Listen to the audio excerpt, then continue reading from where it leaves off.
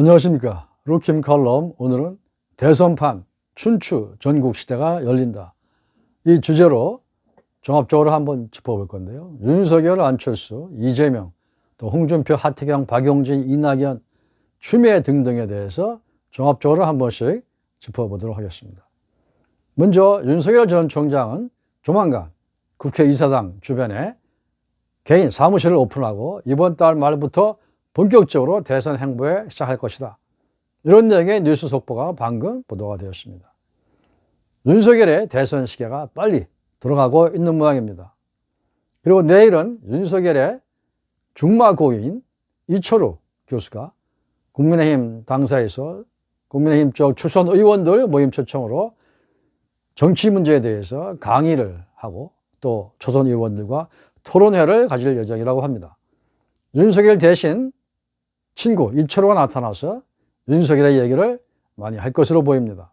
그리고 윤석열은 6.15 남북 공동선언 21주년을 맞아서 지난 11일에 연세대 김대중 도서관을 방문하고 방명록의 정보화 기반과 인권의 가치로 대한민국의 새 지평선을 여신 김대중 대통령의 성찰과 가르침을 깊이 새겼다, 이렇게 기록했다고 합니다. 이것은 호남 지역의 민심을 좀 생각한 것이고, 또한 중도 개혁의 이미지를 자신이 갖고 있다는 것을 좀 돋보이려고 했던 것 같습니다. 윤석열의 이 같은 대통령 마케팅은 앞으로 대선까지 지속적으로 이어질 것으로 보입니다. 윤석열이 이동훈과 이상록 등 보수신문 출신의 대변인을 둘씩이나 아주 고액의 급여를 주고 정식으로 임명한 것을 보면 국민의힘 쪽으로 입당 전에 윤석열이 자기 사람들을 훈련시키고 또 윤석열 본인의 대선 캠프를 가동하면서 독자 움직임을 하겠다는 의지로 보입니다. 결론은 결국은 제1야당 소속이 될 수밖에 없을 것입니다. 이와 관련해서 이동훈 대변인은 오늘 윤석열의 대선 시간표와 또 국민의힘 쪽 이준석의 대선 캘린더가 크게 상충되지는 않을 것이다, 그러면서 양측의 대립적인 시각을 경계하고 나섰습니다. 이런 것을 종합해보면 8월 말 이전에는 비록 여의도에 이번 달 말에 사무실 오픈하더라도 준비와 훈련을 하면서 8월 말 이전에는 국민의힘 쪽에 합류를 할 것으로 보입니다. 그리고 그 후가 더욱 중요한 거죠.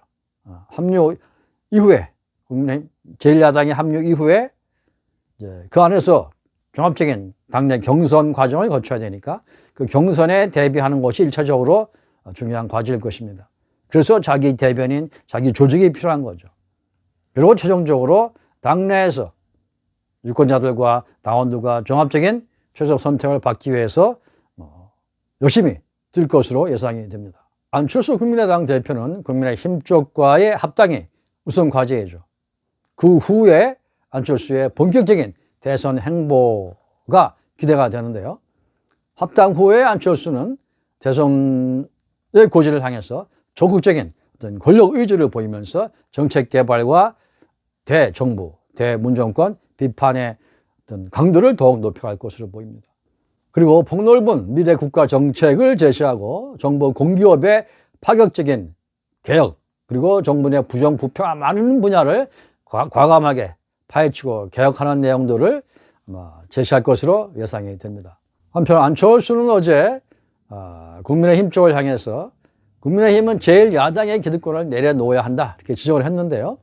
그에 대해서 이준석 역시 자신의 페이스북에 6월 11일부로 국민의힘에 기득권은 없습니다, 걱정을 놓으시고 하루빨리 합류하실 수 있도록 문을 열어놓겠습니다, 이렇게 답변을 하기도 했습니다. 마침 내일 국회에서는 국민의힘과 국민의당의 어떤 당대당 합당 논의가 이제 이루어집니다. 거기에서 실무 대표단이 이제 본격 토의를 하겠지만 안철수 측이 제안한 그 통합당의 정강 정책 안에 중도 실용주의 정책을 분명히 명기하자는 것을 강력하게 주장을 할 것이고요. 두 번째로는 아울러서 당대당의 통합인 만큼 신설 합당의 형식을 취하자, 그리고 기왕이면 가능하다면 당명을 바꿔보자는 제안도 할 것으로 예상이 됩니다. 물론 안철수 측의 제안에 대해서 전부 100% 다 받아들일지 아닐지는 국민의힘 쪽에서 어떻게 대안을 가지고 결정을 할지는 두고 봐야 될 것 같습니다. 국민의당의 어떤 제안과 주장을 국민의힘이 전격적으로 전부를 소용하지는 않을 것 같고, 뭐 그렇게도 쉬울 것 같지는 않습니다. 어느 선에서 양당의 어떤 타협점을 결국은 찾아가야 하는 노력이 필요할 것으로 보입니다. 합당 논의에서 중요한 것은 일방적인 흡수 통합이 아니고 합당의 어떤 형식, 양측의 명분을 세우고 갖추려면 일정한 지점에서의 어떤 중간 지역에서 타협이 잘 되는 것이 중요하리라고 봅니다. 그것이 합당 협상의 난제일 것으로 보이는데요.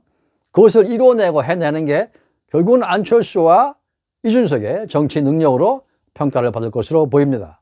잘 되기를 희망해 마지 않습니다. 민주당의 대선 제1주장인 이재명도 김대중 도서관을 방문해서 민주, 평화, 민생의 길을 계속 열어나가겠다는 내용을 방명록에 기록하기도 했습니다.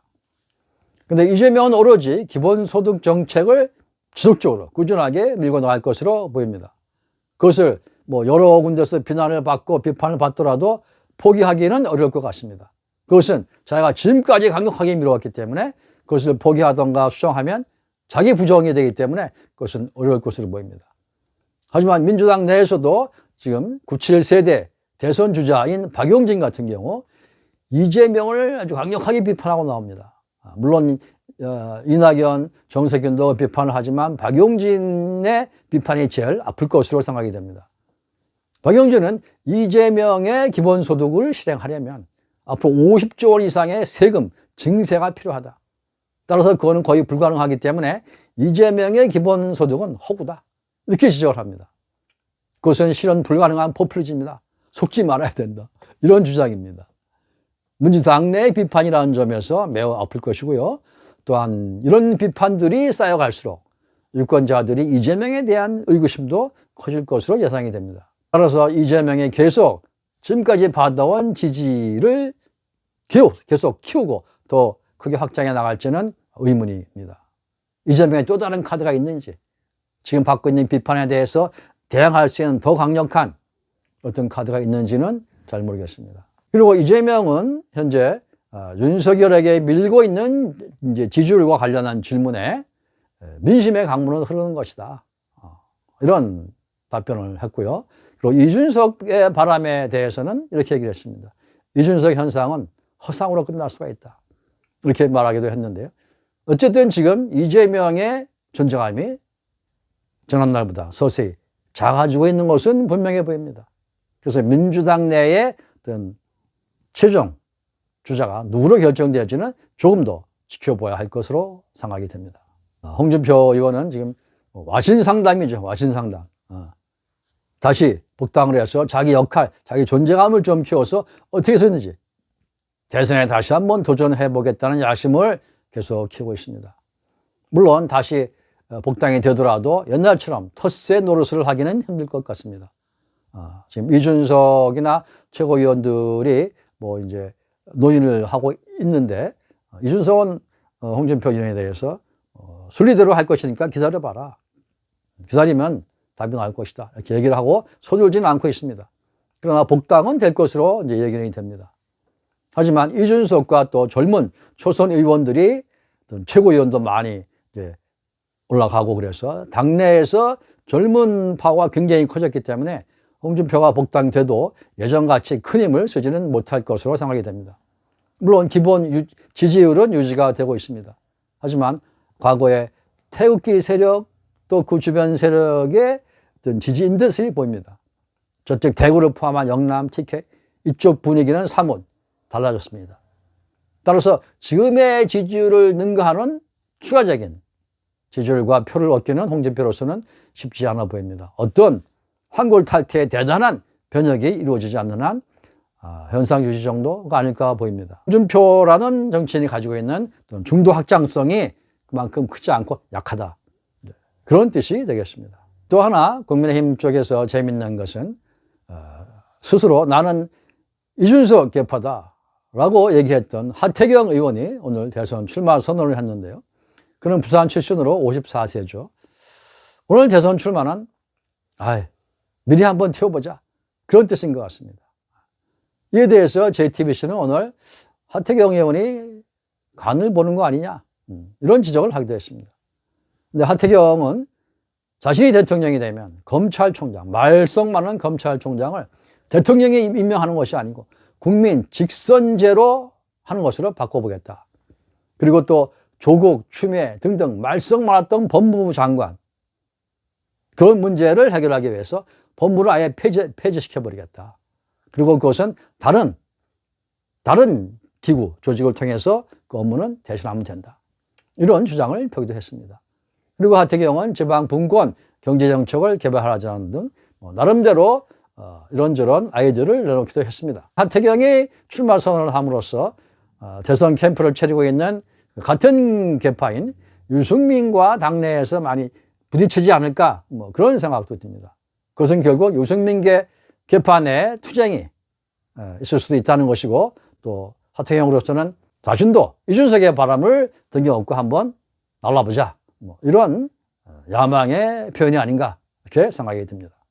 하지만 그가 얼마나 유권자와 전국적인 지지를 받을지는 미지수입니다. 그리고 잠시 언급했던 민주당 내 비교적 젊은 세대에 속하는 97세대 박용진이 있습니다. 그는 우리 민주당 내에도 젊은 바람이 필요하다. 만약에 나에게 60분의 시간만 준다면 나는 윤석열과 이재명의 미천을 완전히 드러나 까발릴 수 있다. 이길 자신이 있다.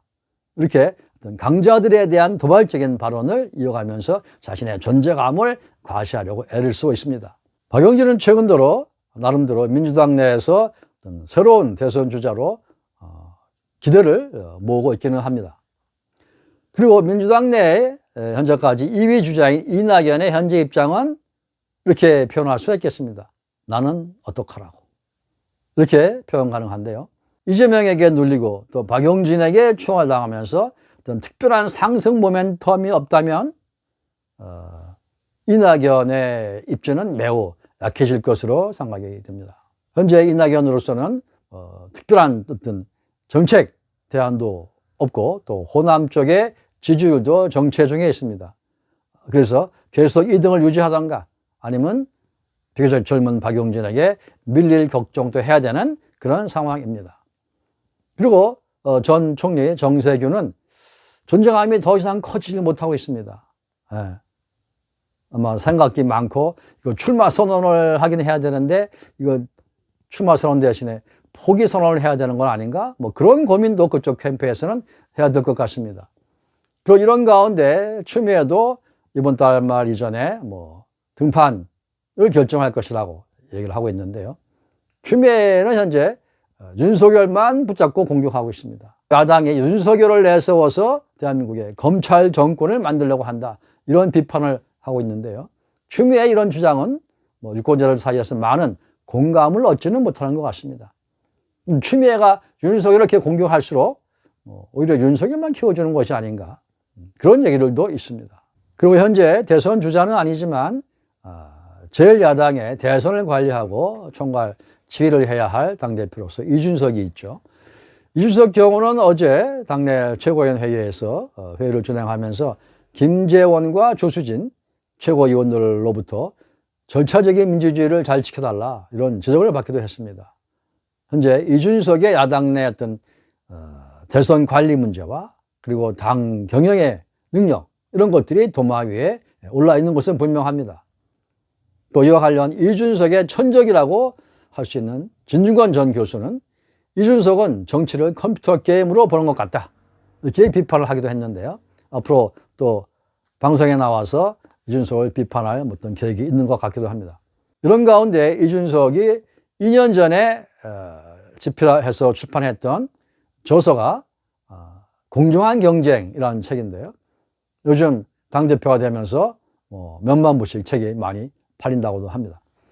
아무튼 지금 대한민국은 대선판을 놓고 백가쟁명, 수백 가지의 아이디어와 정책과 허풍인지 진풍인지 모르지만 이런 것들이 나오고 있는 아이디어의 백가쟁명의 시대가 연출이 되고 있고요. 또한 춘추 전국을 방불케 하는 이런저런 인물들이 대선판에 뛰어나오고 있습니다. 여권에서도 한 10명가량이 되고 있고, 이름을 다 거명하기도 어려울 정도로 많이 튀어나오고 있고, 또한 야당에서도 지금 엄청나게 많은 인물들이 지금 출마 선언을 이어가고 있습니다. 여야를 불문하고 그 가운데에는 고려도 있고 상호도 있고 또 오징어 꼴뚜기도 있을 것입니다. 그 중에서 최종 국민의 선택을 받는 사람은 한 명일 것입니다. 일단은 여권에서 한 명, 야권에서 한 명. 그리고 내년 3월에 최종적으로 1대1로 붙어서 전 국민의 최종 선택을 받는 위대한 지도자가 탄생할 것입니다. 고래를 선택할지 아니면 오징어나 망둥이를 선택할지 그것은 최종적으로 국민의 몫이고 국민의 선택의 책임이라고 봅니다. 위대한 국가, 위대한 대통령은 결국은 위대한 국민이 만들어내는 것이다. 이런 것을 기억하면서 어떤 유권자들의 책임감을 느끼는 그런 계기가 되었으면 좋겠습니다. 고맙습니다.